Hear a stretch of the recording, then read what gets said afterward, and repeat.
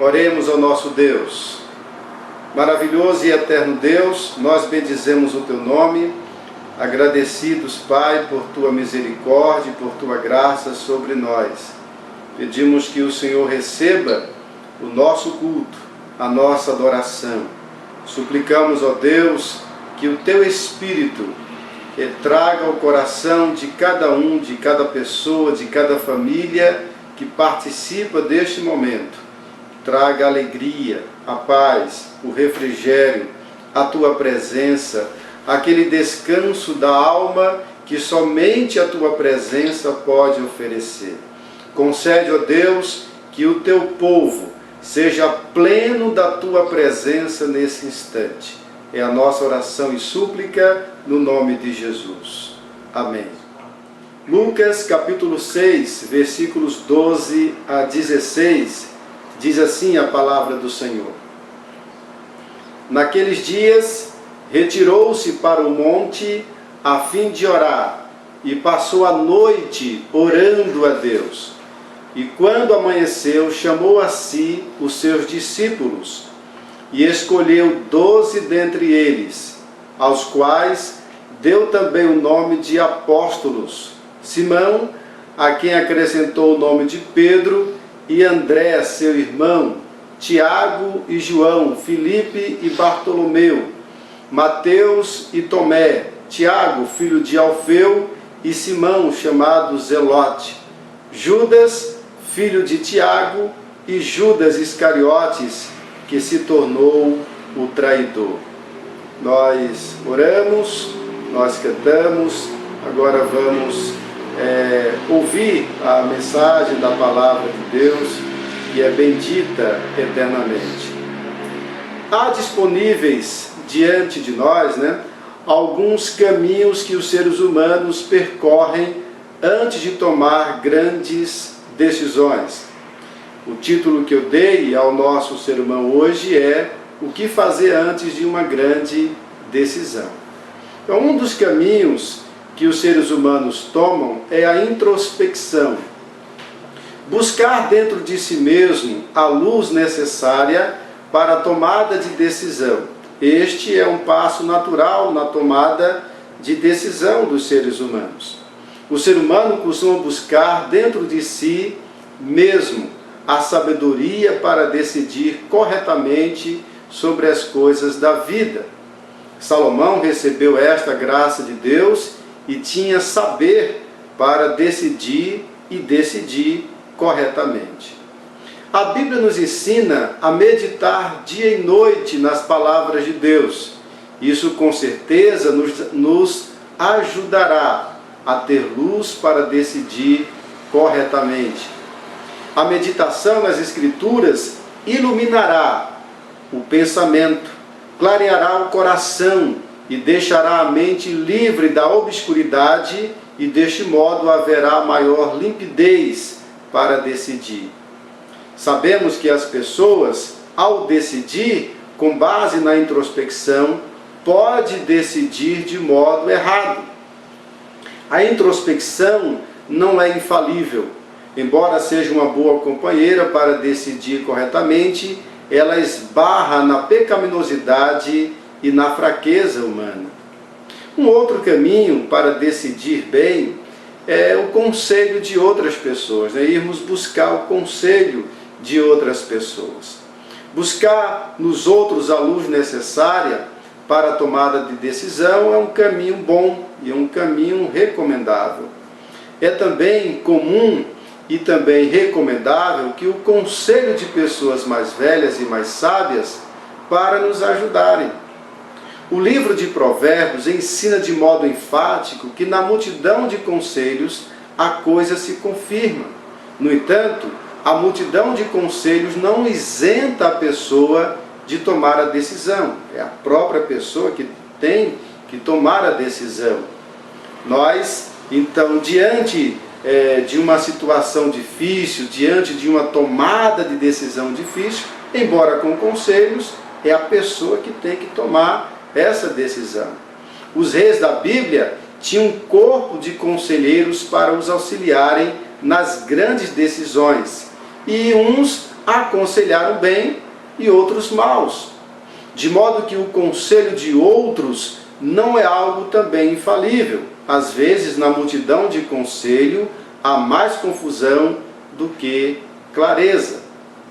Um outro caminho para decidir corretamente é o embasamento legal e moral que nós, seres humanos, então tomamos.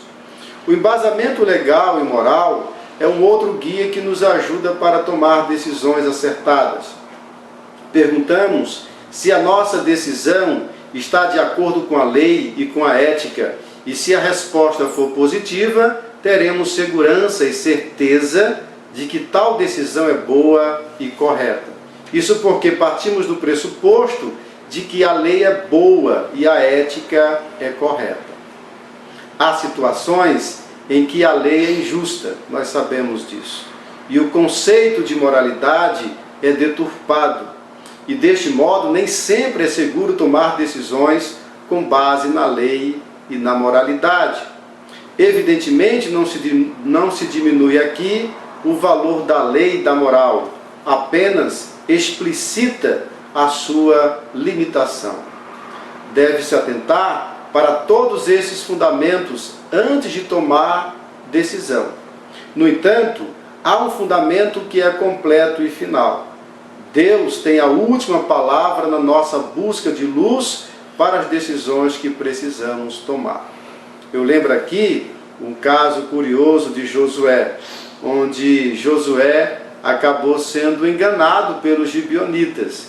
Isso porque faltou a ele essa ação de buscar a Deus, de buscar o conselho de Deus, de orar e de falar com Deus, para que Deus tivesse ali a última palavra naquela questão. Ele não fez isso e tomou a decisão apressadamente e acabou sendo enganado pelos gibeonitas. Isso está lá em Josué, capítulo 9. Você pode depois conferir. Uma coisa interessante para nós pensarmos é que nós temos no Antigo Testamento homens e modelos, de várias situações onde as pessoas tomaram decisões acertadas porque buscaram em Deus, porque foram buscar em Deus a resposta correta. Temos o exemplo de Davi, o exemplo de Moisés, que tiveram a resposta de Deus e assim puderam decidir corretamente. Estamos aqui diante de um texto maravilhoso que nos mostra um caminho bom, um caminho salutar para tomarmos decisões antes. O que fazer antes de tomar decisões? O que nós devemos fazer? O texto aqui então nos aponta. Observe que diz o versículo 12, que naqueles dias retirou-se para o monte a fim de orar e passou a noite orando a Deus. Então nós temos aqui um excelente caminho que nós devemos trilhar antes de tomarmos grandes decisões. Observe que o texto diz que Jesus se retirou para o monte. Jesus então, ele se retira para o monte distante das agitações do dia. É uma coisa comum, tem a agitação do dia a dia, ele se retira, sai da agitação do dia a dia, fica longe das pessoas e das conversas com elas. O Senhor cessa suas atividades e atendimento às pessoas, ele que atendia constantemente as pessoas, cessa de curar os enfermos, expelir demônios, pregar o reino de Deus, ensinar as verdades eternas, consolar as pessoas que sofrem. Aqui tem uma pausa. Veja que coisa curiosa. Há uma pausa em suas atividades redentoras e ele se retira. Pode parecer cruel deixar de fazer tantos benefícios a tantas pessoas. No entanto, isto não é um ato que Deus considera cruel. Jesus se retirar para o monte é um ato totalmente aprovado pelo Pai Eterno. Não é visto como egoísmo ou falta de amor e interesse pelas pessoas. Isso de modo algum. Retirar-se para o monte é uma atitude de quem sabe o que faz. O mestre sabe estar entre as multidões e sabe estar só. Entende a importância de estar com as pessoas e de ter momentos sozinho. Não há oposição, dicotomia ou contrariedade nestas duas ações. Jesus sabe o tempo e o modo, a hora e a maneira, o momento e o meio. Ele sabe exatamente o momento de se retirar e o momento de aparecer. Diz ainda o versículo que ele foi para o monte, se retirou para o monte a fim de orar. Ele se retira com essa finalidade de oração. Não é um retiro para festas, não se retira para ir a Disney ou para qualquer outro objetivo. Sua única intenção é orar. Falar com Deus e conversar sobre a grande decisão que tinha diante de si. Nosso Senhor e Salvador sabia o valor da oração, pois em todo tempo vamos encontrá-lo orando a Deus. Orar não é apenas colocar diante de Deus seus pedidos. Orar se envolve adoração, petição, gratidão e louvor. Na oração, nossos corações são desnudados diante daquele que conhece o profundo e o escondido, que desvenda o mais íntimo de nosso ser. Quem ora entende que as coisas não dependem da força de seu braço, da sagacidade de sua mente, da habilidade de suas mãos, da integridade de seu coração, do poder que possui, da influência de sua personalidade, do alcance de suas riquezas. Quem ora entende que, em última instância, tudo depende de Deus. Absolutamente tudo. Os acontecimentos pequenos e grandes dependem de Deus. A condução da história humana, a realização de grandes projetos e grandes construções, tudo depende do Altíssimo. Para que cada evento no universo ocorra, precisa do poder criador e sustentador de Deus. Ele é aquele sobre quem tudo se fundamenta e tudo segue. Ele é a origem e o fim de tudo. Para ele todas as coisas convergem. Tudo caminha em direção a ele. Seu poder grandioso opera a fim de que tudo que ocorre, ocorra para o louvor da sua glória. Observe que o versículo 12 ainda diz que ele passou a noite orando a Deus. Deus é um ser excelso que habita as mais altas alturas e habita com um contrito de coração. Ele é a pessoa mais importante deste universo. Portanto, quem deseja falar com ele deve dar importância a este momento.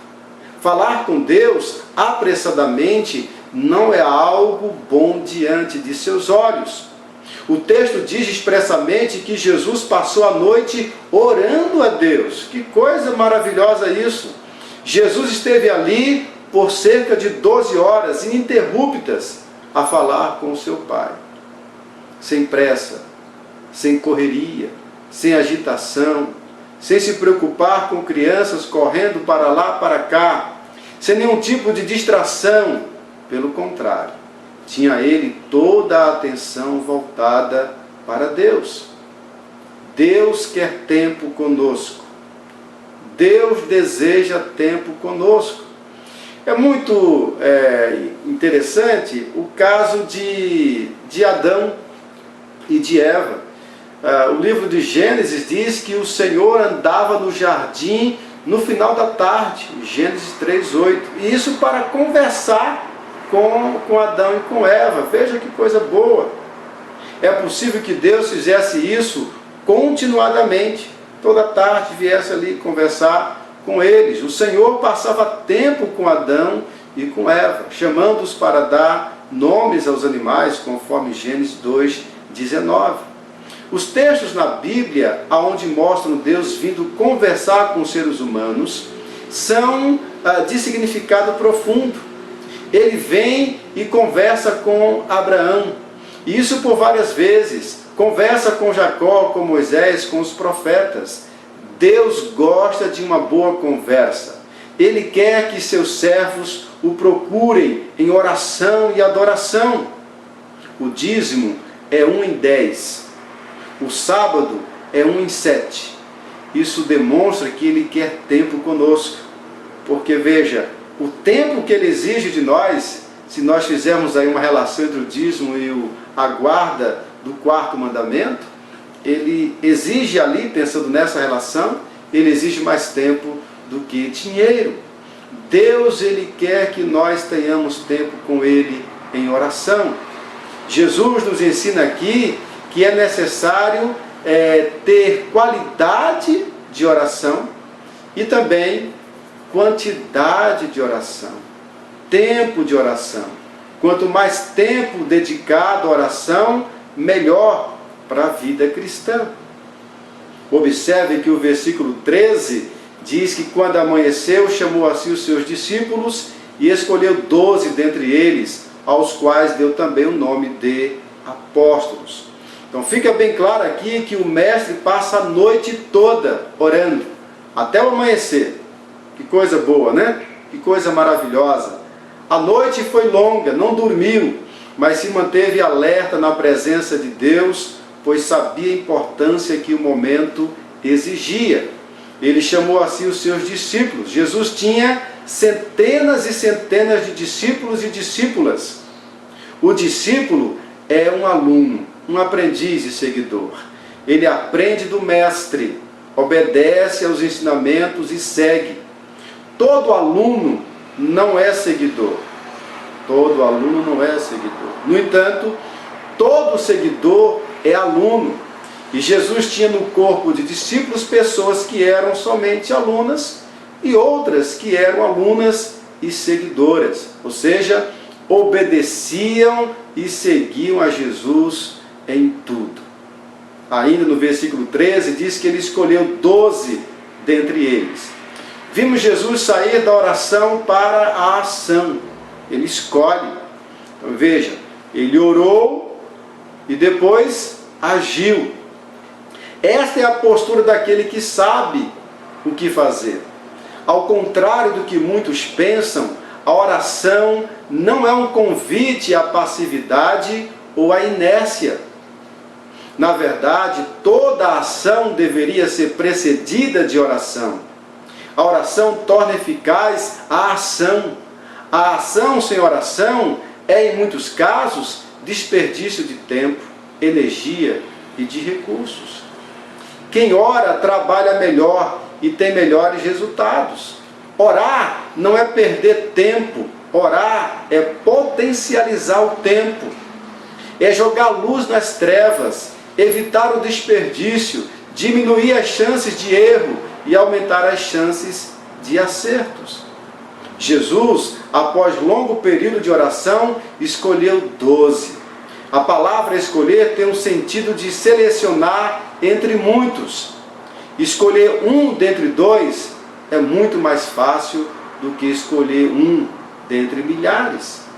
Ora, a escolha perfeita só se dará com auxílio da luz divina. Daí a necessidade da oração. Achei muito pertinente a arte que a Suzana fez para a live de hoje. Ela colocou portas, várias portas. Então, escolher entre muitos é mais difícil. Jesus tinha uma tarefa muito grande e ele precisava então dedicar tempo na oração para escolher as pessoas certas. Observe que dos discípulos ele escolheu 12 para serem apóstolos. A palavra apóstolo é uma transliteração do grego apóstolos, que tem o sentido de delegado, enviado, mensageiro. O apóstolo é a pessoa treinada e enviada para cumprir a missão de anunciar o Evangelho de Deus. O apóstolo é aquele que viu a Cristo após a ressurreição, realizou sinais e maravilhas. Nesse sentido, somente aqueles homens do primeiro século foram apóstolos. Não existe apóstolo hoje como foram os 12 e Paulo. John Stott comenta que o termo apóstolo tem 3 sentidos no Novo Testamento. O primeiro, no sentido geral, em que todo cristão é um apóstolo, é um enviado. O segundo sentido diz respeito aos apóstolos das igrejas que eram enviados de uma igreja para outra. E o terceiro sentido diz respeito aos 12 que foram escolhidos por Jesus. Então, 3 sentidos básicos. O apostolado é único e caracterizado pelos seguintes elementos, conforme o teólogo holandês Herman Bavinck. O Bavinck diz que os apóstolos foram dados a Cristo pelo Pai. Ele diz que eles foram treinados e capacitados para uma missão pelo próprio Jesus, serviram como testemunhas de suas palavras e atos e viram com seus próprios olhos o verbo da vida.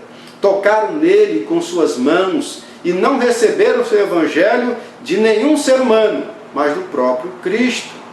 Eles participaram em uma medida extraordinária do Espírito Santo, que os ensinou e os conduziu a toda a verdade. Eles foram capacitados por esse Espírito e agiram publicamente como testemunhas de Jesus, especificamente de sua ressurreição. Foram testemunhas confiáveis da sua obra, do seu ministério, daquilo que Jesus Cristo fez e ensinou. A testemunha apostólica da igreja é alguma coisa poderosa, né? Os apóstolos testemunharam tudo que Jesus disse, que Jesus fez. Testemunharam sua morte e sua ressurreição. Somente eles fizeram isso. Aqueles que hoje se intitulam apóstolos não tiveram esse privilégio, né? Não tiveram esse privilégio. Nosso Senhor e Salvador Jesus Cristo escolheu 12 apóstolos, homens para cumprirem uma missão grandiosa de levar o Evangelho e a salvação ao mundo inteiro. William Hendriksen, ele afirma que as características do apostolado dos 12 e também de Paulo são basicamente 5. A primeira, que foram escolhidos, chamados e enviados por Cristo pessoalmente. A segunda é que foram preparados e treinados por Jesus Cristo. Eles viram os feitos, palavras e foram testemunhas de sua ressurreição. Terceiro, foram dotados com o Espírito Santo numa medida especial. Isso é algo muito extraordinário, né? Os apóstolos de hoje aí, que se dizem apóstolos, não tiveram isso aqui. Em quarto lugar, foram capazes de realizar sinais e milagres, tiveram muitos frutos. Em quinto lugar, o ofício é vitalício. Ou seja, esses 12 apóstolos, né, com exceção de Judas, que alguns entendem que Paulo entrou, né, no lugar de Judas, no colégio apostólico, lá em Apocalipse fala sobre os 12 apóstolos, 12 tronos dos apóstolos. Então, por isso que o Hendriksen diz que é vitalício, o apostolado ele é vitalício, pertence a eles. De modo que, se nós entendemos e concordamos com Hendriksen, nós vamos concluir de que esses que se dizem apóstolos hoje, de fato não o são. O versículo 14, 15 e 16 falam então dos nomes desses apóstolos. Simão, que era então Pedro, homem destemido que seguiu a Jesus até a sua morte. Pedro possuía personalidade agitada e era caracterizado pela pressa em falar. Negou a Jesus, mas depois se arrependeu e voltou para Cristo. Escreveu 2 cartas do Novo Testamento e a tradição cristã diz que ele morreu crucificado de cabeça para baixo, porque não se julgou igual ao seu Senhor. Não se julgou digno de morrer como Jesus. Veja que coisa impressionante.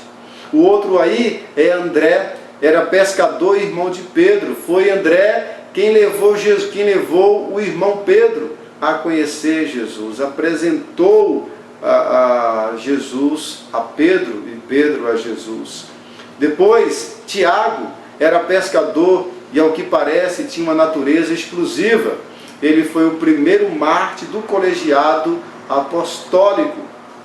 Depois João era pescador e era discípulo a quem Jesus, conforme o próprio Evangelho de João, diz que Jesus amava, o discípulo a quem Jesus amava. João escreveu 5 livros do Novo Testamento. Escreveu o Evangelho, 3 cartas e o Apocalipse.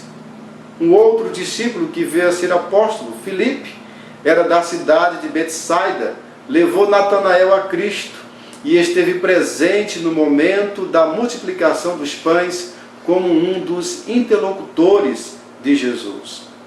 O 6º apóstolo, Bartolomeu. O Hendrickson afirma que este Bartolomeu é o Natanael a quem Filipe levou a Cristo. O 7º, Mateus, era cobrador de impostos e, ao que parece, um homem rico que se tornou discípulo e depois apóstolo.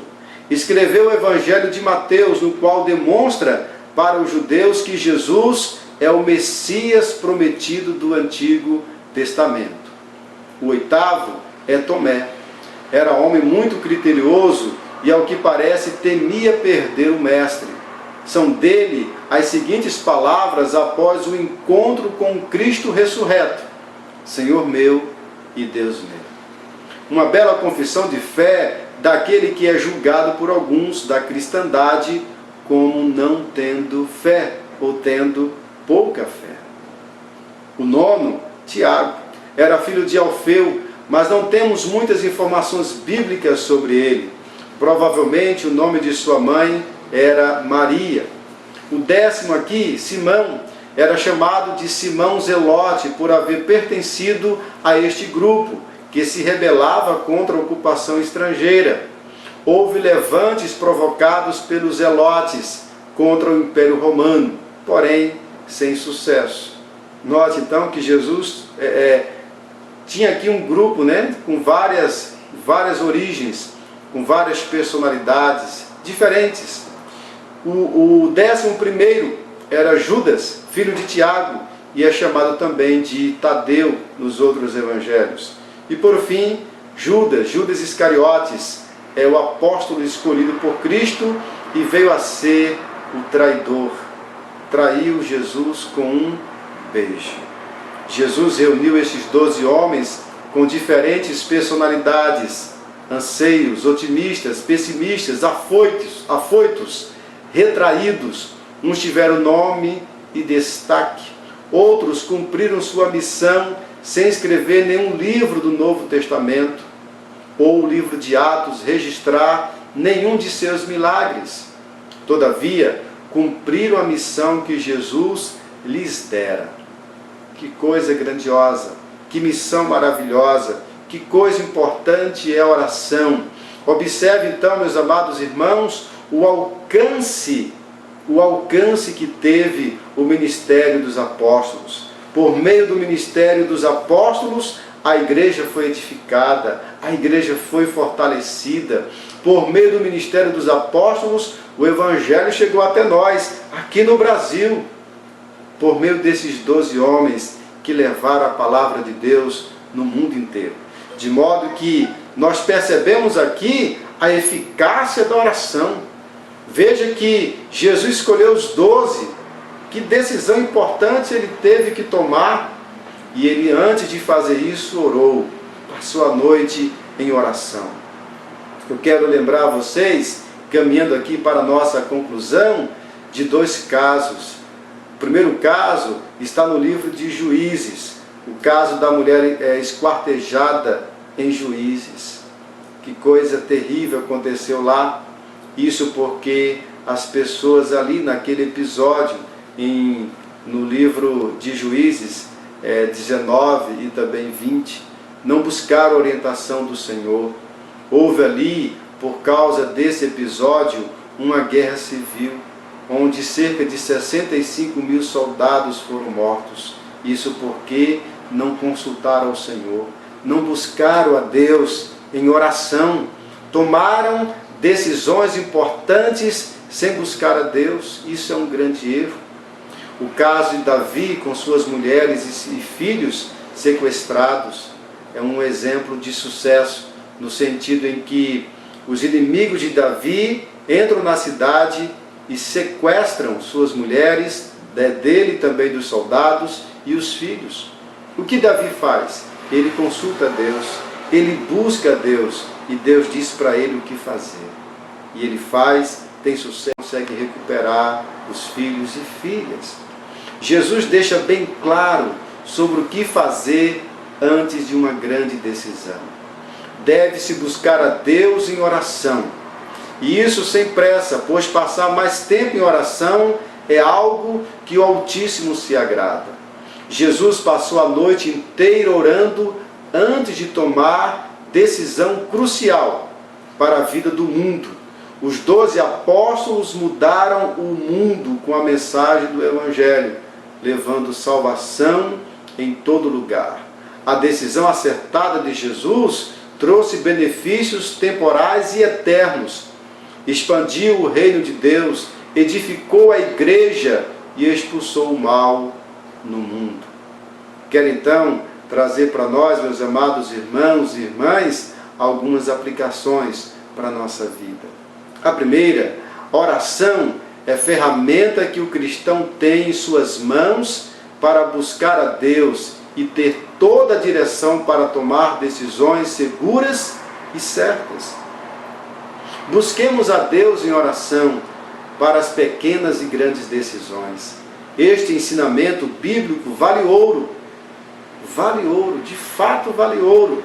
A oração não vai aparecer na revista Forbes como algo de grande eficácia, mas a Bíblia é a palavra de Deus e ensina o poder e a eficácia da oração. Busquemos a Deus em oração para decidir sobre namoro, sobre casamento, sobre família, sobre estudos, trabalho, finanças, tudo aquilo que nós fazemos. Ore antes de comprar roupa, o carro, a casa e qualquer outra coisa. Passemos tempo com o Senhor para que tenhamos a certeza da sua voz. Ore pelas pequenas e grandes decisões, mas lembre-se que as decisões maiores precisarão de mais tempo de oração, à semelhança do próprio Jesus. Quando a sua carne disser para não orar, não dê ouvidos a ela. Ore em todo tempo, ore sempre. Busquemos ao nosso Deus, porque é isso que Ele quer. Nesse momento de incertezas que nós vivemos, nós devemos orar mais, intensificar o nosso tempo de oração, o nosso tempo com o nosso Deus. Que o Senhor assim nos abençoe, que o Senhor esteja conosco e que o Seu Espírito Santo nos conduza para uma vida de qualidade e de quantidade de oração. Que Deus nos abençoe. Quero orar por você nesse instante e impetrar a bênção. Oremos ao nosso Deus. Pai Santo, Pai amado, nós queremos agradecer a Ti porque a Tua palavra ela é tão preciosa. Obrigado, Pai Santo, porque a Tua palavra nos instrui. Pedimos, ó Deus, que no nome de Jesus, o Senhor nos conceda a graça de termos mais tempo em oração, antes de tomarmos as nossas decisões, que passemos mais tempo com o Senhor, estando com o Senhor, na presença do Senhor, recebendo da Tua luz, recebendo a Tua direção, ouvindo a Tua voz. Concede isso, Pai. Nós oramos em nome de Jesus.